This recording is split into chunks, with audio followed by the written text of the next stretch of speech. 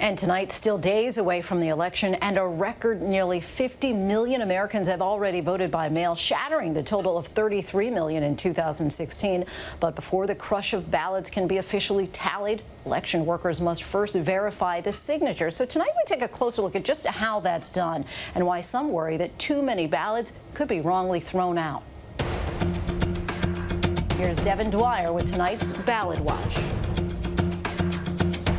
As millions of mail ballots pour in, all eyes are on the signatures. Election officials in Washington, D.C. showing ABC News how they analyze handwriting to make sure marked ballots match real people. So each person, you scan it and their file signature comes up and you have to go look at it and wow.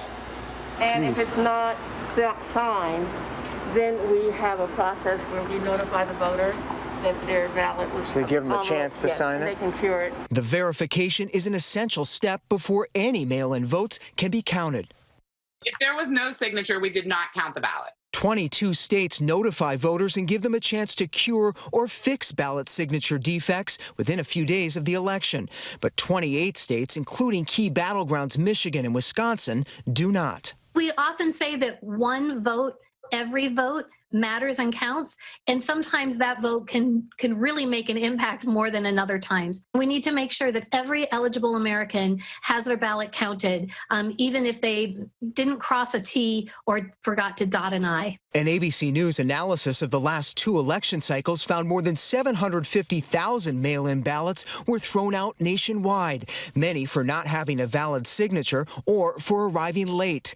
During this year's primaries, more than 500,000 were tossed for the same reasons. Individuals who are inexperienced with mail voting tend to have their ballots rejected at higher rates. And that's an important thing right now, of course, because so many people are new to voting by mail. Researchers say signature errors disproportionately trip up younger voters and minority voters and rarely reflect attempted fraud. Sadly, what we have found is that signatures may vary for all kinds of reasons. Someone's age, someone may have had a stroke, somebody may be just moving too fast.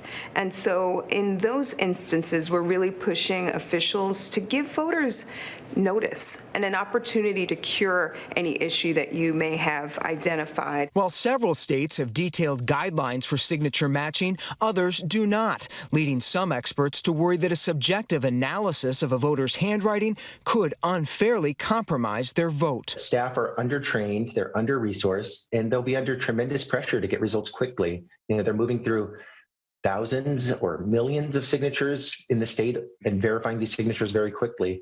And so mistakes can happen. Experts say there's a 97% likelihood that a ballot rejected for an unsuccessful signature comparison should have been counted. It's one reason why Pennsylvania's Supreme Court last week unanimously ruled that no ballots can be thrown out this year over an alleged signature mismatch. The Republicans in your state would say, well, wait a second, shouldn't we be checking the signatures to make sure they're real? If you're applying online, you need to use a state driver's license or photo ID. If you're applying for a mail-in ballot via a paper application, you need the voter social security number. So there are already multiple steps in the process that prevent from voter fraud. And then the last step that I would add is that, remember, if you attempt to commit voter fraud, that's a felony, and you will be prosecuted. But states that do analyze mail ballot signatures may soon be in the spotlight, especially if the election is close. There will be partisan challenging of signature verification and signatures in the days following the election. In many states, we can prepare ourselves for it now. A brewing potential legal battle reminiscent of the one in Florida 20 years ago. An election in turmoil, a presidency in the balance, a nation waits.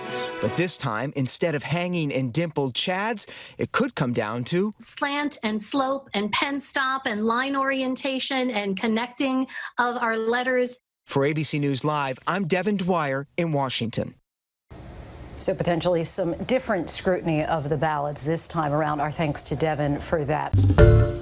Hi, everyone. George Stephanopoulos here. Thanks for checking out the ABC News YouTube channel. If you'd like to get more videos, show highlights, and watch live event coverage, click on the right over here to subscribe to our channel. And don't forget to download the ABC News app for breaking news alerts. Thanks for watching.